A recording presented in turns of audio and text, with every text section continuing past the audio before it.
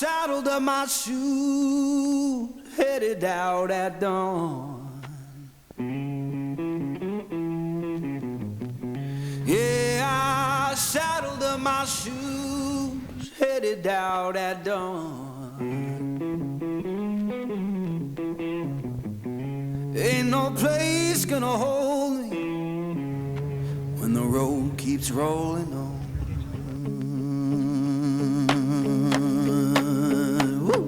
Ne aflăm într-un loc plin de magie, un loc plin de copilărie și de zâmbete. Ne aflăm în Land of Legends. E un fel de mini Disneyland miniatură cu niște magazine, niște cascade, se aude, poate să fie un show cu lasere. La noi astăzi este prima zi și ce am făcut, Vivi, astăzi? Hai, spune-le tu oamenilor. Am vizitat cascada, veți vedea imagini pe ecran, foarte frumoasă de altfel. Chiar mi-a plăcut. Am fost cu autobuzul de la aeroport la cascadă și apoi am vizitat și apoi am fost la hotel. La cazare, da. Noroc, avem un ghid pe cinste care ne ghidează tot timpul. Haideți să vă spunem cum am ajuns noi aici, în Antalya, în Turcia. Dar vă spune Vivi mai bine.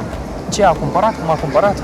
Am găsit o ofertă de nerefuzat last minute, undeva până în 3.000 de lei, amândoi, 8 zile, cazare, cu mic dejun, transport cu autocarul, zona Antalya și Capadocia. Și extra ne-am mai luat excursia asta și o să mai fie câteva, pentru că nu o să ne ținem în totalitate de grup.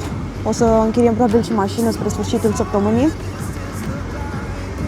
Că nu prea ne place așa să depindem de grup, ne-am învățat să fim singuri, să ne putem desfășura împreună.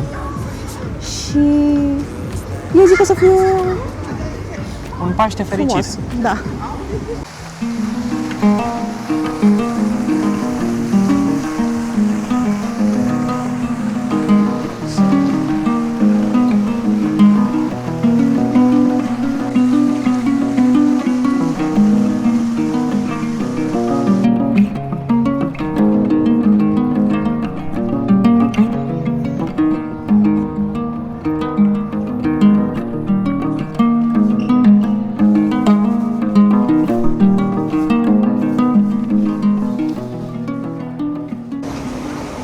Să menționez că pentru această experiență la Land of Legends, incluzând intrarea și drumul până aici, tur-retur, ne-a costat 185 de lei, aproximativ 2 persoane. Care intrarea cred că e gratuită, că până acum nu ne-a întrebat nimeni de bilete. Da, mai mult drumul, noi suntem cazați în site, sper că pronunț bine, și am făcut, cred că, 40 de minute pe drum.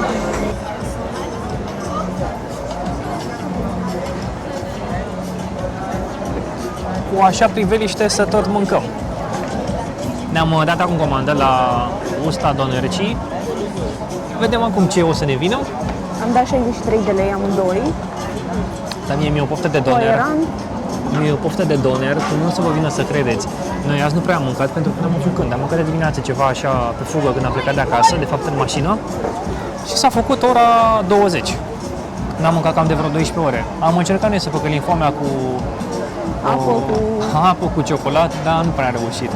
Asta pentru că n-am găsit să mâncăm acolo în oraș, fiind încă luna aprilie la jumătate, încă n-a început sezonul și nu sunt deschise restaurantele. Așa că am venit la Castelul Zânelor. Și ce am găsit, hai să spunem, că și ce am găsit era și foarte scump. Adică am găsit adevărat. Un doner la 10 euro. Da, o shawarma micuță, de fapt micuță, era mare. 10 euro. E cam mult. Fără suc, fără cartofi. Dar să vedeți acum ce ne aduce domnul Mustafa. Pardon. N-am mai mâncat specific de asta destul de mult timp. Și abia aștept să digerăm, să gustăm, să ne bucure papilele gustative. Mai ales cu asemenea priveliște care s-a stins castelul. Uite, Vivi, lui băiatul ăsta e foame încă nu cu sticlă. Ne-a sosit mâncărica. Haide, Vivi, să facem inaugurarea. Noi vă urăm poftă bună și vouă dacă ne urmăriți în timpul care mâncați. Poftă mare. Dacă se întâmplă asta, vă urez poftă bună. Ia. Poftă bună și ție, Vivi. Poftă mare. Să-mi spui cum e. Noroc cu airanul. Da, așa? Noroc. Noroc. Avem și noi airan în țară. Dar nu știu, intră mult mai bine așa cu sunete de băiru, pe fundal, cu castelul, cu partea dreaptă. Hai, poftă bună! Poftă mare! Uitați ce-am găsit pe jos! 200 de Turkish lira. Echivalentul la 20 de lei. Cam așa arată bănuții aici în Turcia, sunt din hârtie și asta e cea mai mare bagnotă pe care o au ei. Noi am fost de foarte multe ori în Turcia. Vivi poate să confirme. Da, în Istanbul. Cred că am fost de vreo 6 ori în Turcia. Istanbul. Doar în Istanbul a fost. Nu? Doar în Istanbul. Da. Da, a fost... ne place foarte mult. Simțim o diferență majoră în prețuri. Adică un suc de rodi acum 3-4 ani, să zic că era undeva la vreo 6-7 lei pahar mare. Și acum Da, s-a făcut 30 de lei. Acum 4 ani, cred. Da. Uitați, dacă mergeți vreodată pe aici prin Turcia, să intrați neapărat la Haviz Mustafa. Pentru că au niște baclavale, faileu. Nu, ne place cea cu înghețată. E o baclava mare, așa, triunghi și cu înghețata. Uite-mă acum într-un magazin de jucărele pentru copii. Mamă, deci miroase aici vate de zahăr. Îmi vine să Dau și mănânc bomboane. cățelul Uite de ăsta. la bomboanele alea, ai văzut? Stai să-mi pun banii pe care i-am găsit în buzunar. Nu în buzunar, că îi pierzi. Băgă în Asta borsetă. găsiți, se bucură și altul. Deci miroase aici. Ia auziți ce muzică frumoasă. SpongeBob SquarePants. Mamă, ce... Ce îmi place de ce asta aici. Asta De aici, ce mă, miroase și bine. bomboane ceva? Jucăria asta e foarte tristă. E tristă pentru că valorează pe 2 scumpă. milioane și jumătate. E foarte tristă. Dar Ia toate și- sunt. Asta Ia care e asta. fericită? Cât o costa asta fericită? Asta fericită costă Tot 2 așa. milioane jumate. La mâncarea asta e fericită. Toate au același preț, din ce văd. Îți place Vivi aici? Sunt drăguțe, dar n-aș da 200 de lei pe un pluș. Da. Dacă aveți copii, să nu-i aduceți aici. E, ce fericit e! A, începe parada. Parada cui? Nu știu, dar o să fie parada. Stăm în fața castelului și așteptăm spectacolul. Ce spectacol? Cu lumini, cu lasere. Da, spectacol de lumini și de lasere. Și de aia cu apă.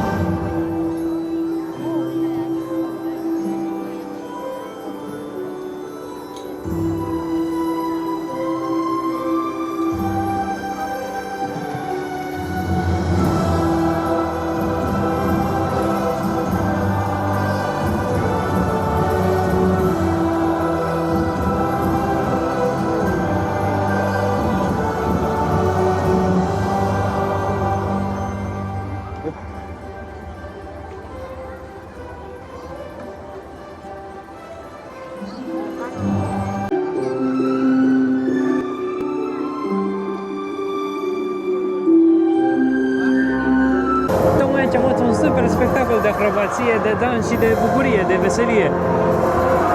După cum puteți vedea și voi acum, a fost un adevărat show, cu fum, cu lumini, cu acrobații A fost foarte frumos. și cu costume. Da, foarte mișto intrarea, foarte mișto ieșirea. Și cu bărcuțe electrice.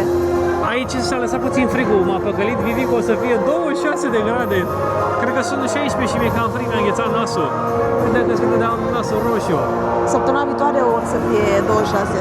Păi degeaba, Vivi, că noi săptămâna viitoare plecăm.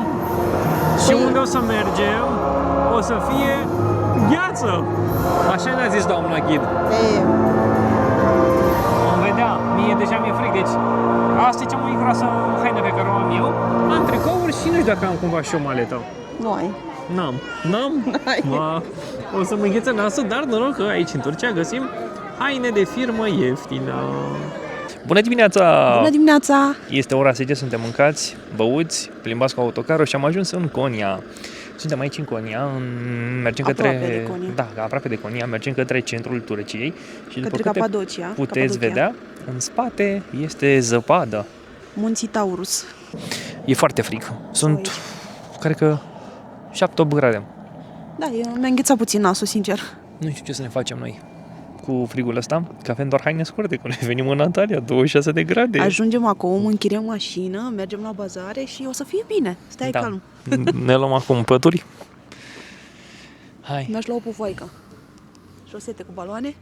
Asta e autocarul care mergem noi.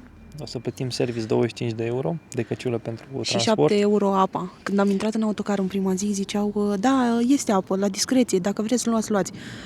Și după vreo jumătate de Am oră... luat o țeapă deschisă. Da, și după jumătate de oră ne-a zis că la final toată lumea trebuie să dea 7 euro de persoană pentru apa din autocar. Hai, e normal, că e un consumabil și îl plătesc, dar trebuia de la început să zică, bă, luați apă, Și da, știți? 7 euro e cam mult, frate, de persoană, 7 Frate, euro. o săptămână. Bem apă o săptămână. Da, nu e problemă, Și ne că- luăm și la cazare tot timpul apă. Câte 2 ape. Da, ideea e că da, plătim, dar să ni se spună. Adevărat. Adică nu așa, hai de ea, bea, stai frate, trebuie să plătești. Și va mai fi 25 de euro chipurile pentru Da, șofer. e o poveste lungă, o să vă spunem când mergem cu mașina. Dar nu prea suntem încântați. Și acum am spus că noi în zilele ce urmează nu vom fi cu turul, că ne organizăm singuri Noi hoinărim împreună, doar noi doi. și ni s-a spus că este o problemă, că va contacta agenția, că nu se poate, că o fi copății. Dar nicio problemă, că deja am contactat-o eu. Da, dar nu ne pot ține cu forța oricum și noi am luat turul mai mult pentru transport, ca să nu conducem noi 500 plus kilometri, pentru că e și drumul greu prin munți. Și a fost rentabil, cazare, transport, per total. Da, pe poate asta era și ideea. Cazarea ieftină, transportul ieftin, hai că scoatem părlela pe excursii. Da, cu e cam așa, dar nu, cu noi nu merge. Noi suntem șmecheri. Nu merge. Fă și tu așa, Bibi. Deci așa. Noi suntem șmecheri. Mecheri.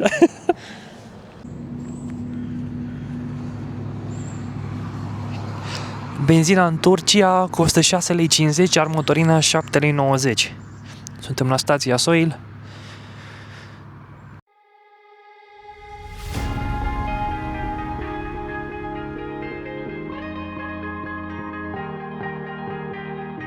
Oh yeah, oh yeah, oh yeah, oh yeah, oh yeah, oh yeah, oh yeah, oh yeah. Hey there, what you drinking? 2 shots, let's pour it out. I know what you're thinking, but tomorrow won't come for us. This life that we're living, ain't never gonna give it up. Double shot for the gifted, and one more for us. There you go, drink it up. All this love in a cup. Yeah, we go slow, we go fast. Yeah, we can't get enough. We stay all day, all night, living in paradise. Vom vizita mausoleumul Mevlana. Mevlana a fost un om foarte tare și anume căuta să inspire toată lumea că toată iubirea și că prin iubire și prin regăsire interioară se rezolvă toate problemele și chiar așa este. Adevărat. După câte puteți vedea în spate este un turn cu turcoaz și nu are culoarea asta întâmplătoare. În religia islamică, culoarea aceasta turcoază are un rol protector și de aceea e folosit cu precădere. Dar arată și foarte bine, tot arată. Da, oricum, lui Vivi știți foarte bine că îi place Sunt culoarea asta. înnebunită după culoarea asta. Deci, Suntem aici la intrarea în moschee și la intrare există un lanț aici pus, astfel încât atunci când intri să îți pleci puțin capul în fața lui Dumnezeu.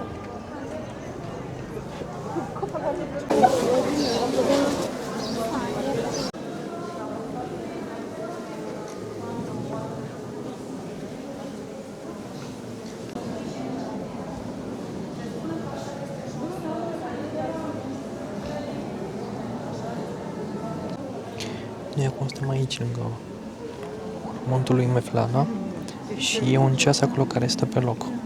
Înseamnă că pentru noi toți timpul trece la fel și viața e limitată. Exact cum se întâmplă și cu locul din Praga.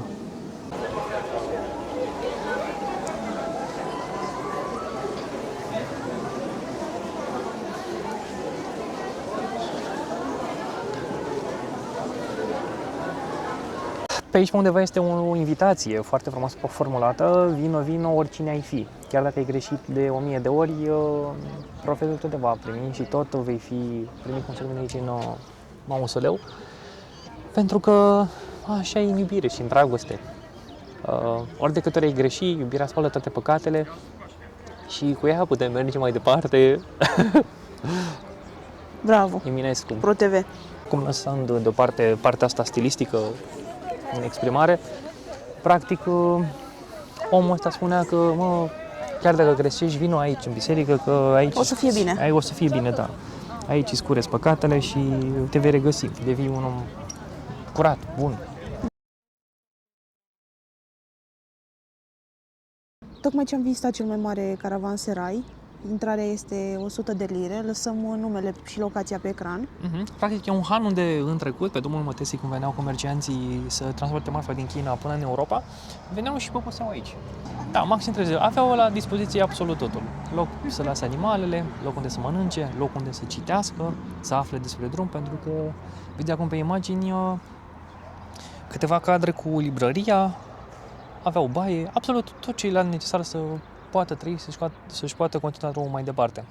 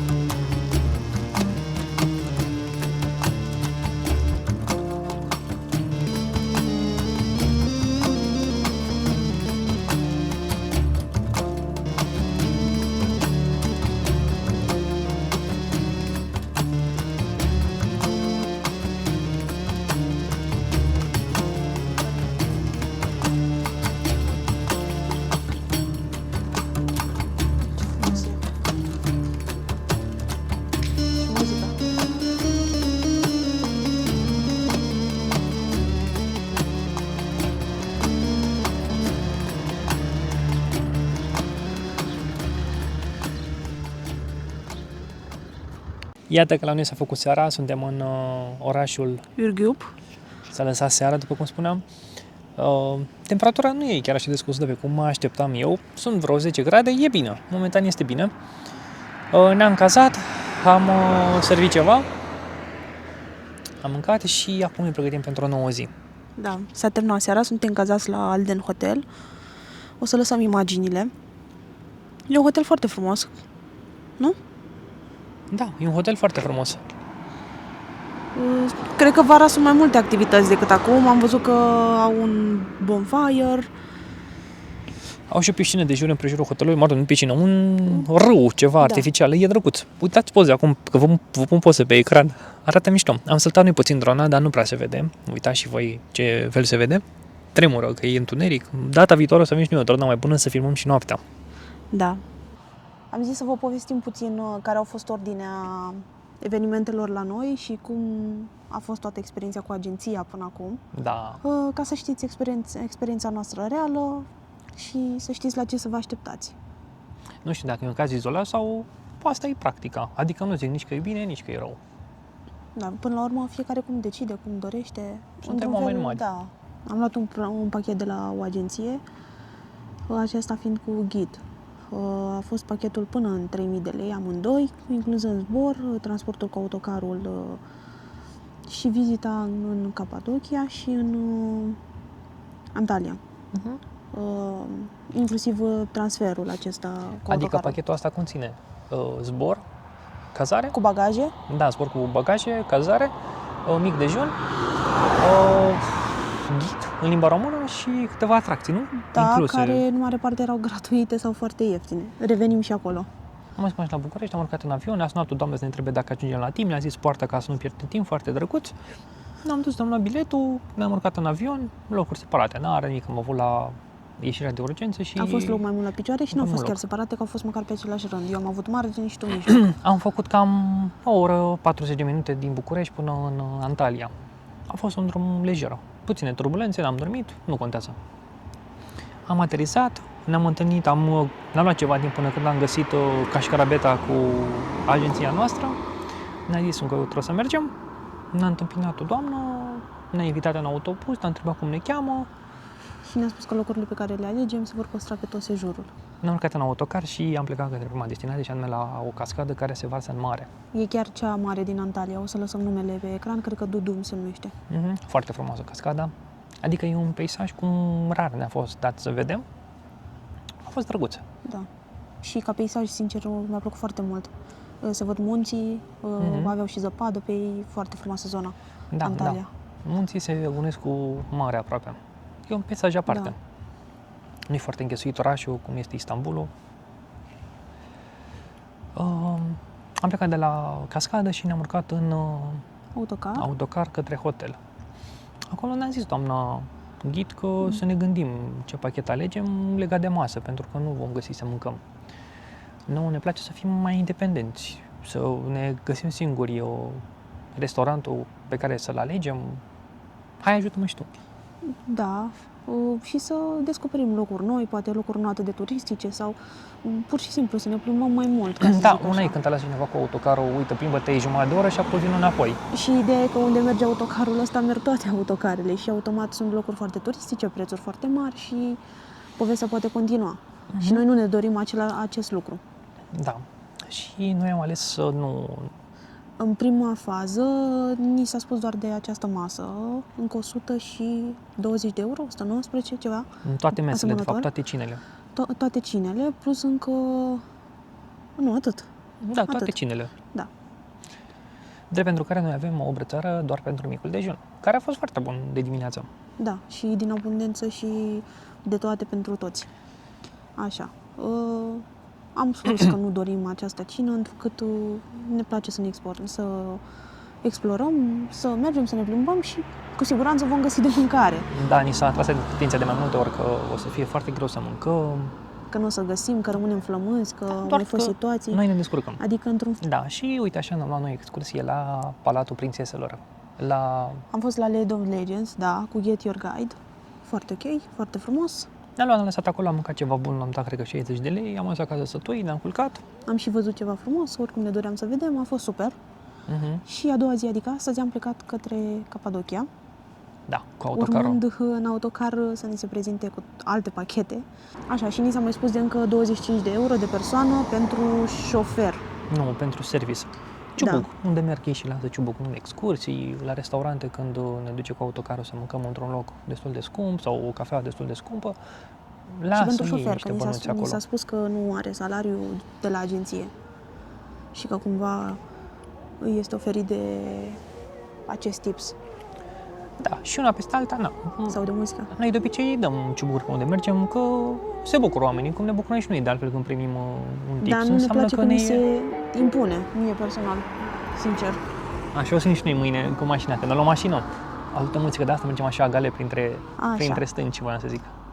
Iar revenind la subiect, astăzi ni s-a prezentat un alt pachet de 270 de euro cel premium, dar se pot lua și separat în doar anumite excursii și se poate lua separat și atât, de fapt.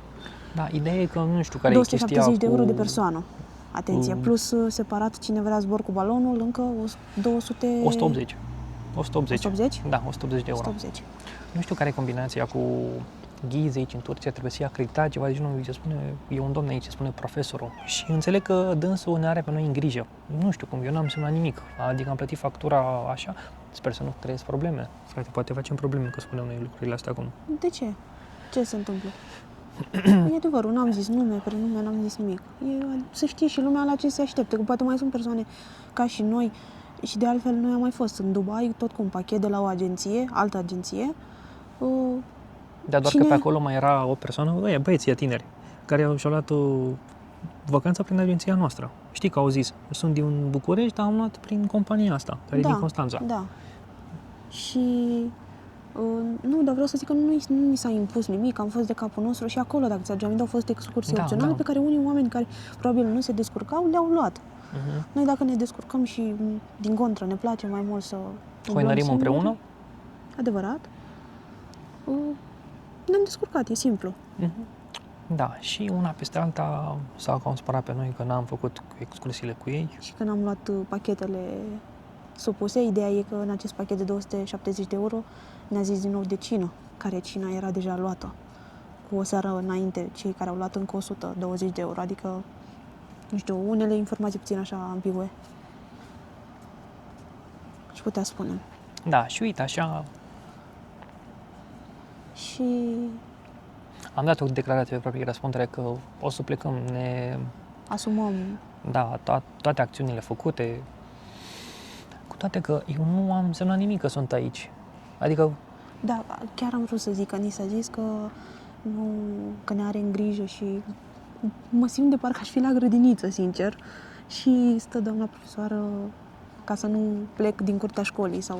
Adică, totuși, sunt niște oameni mari și ceilalți care ar putea să iasă, că a zis că nu răspunde de noi dacă se întâmplă ceva.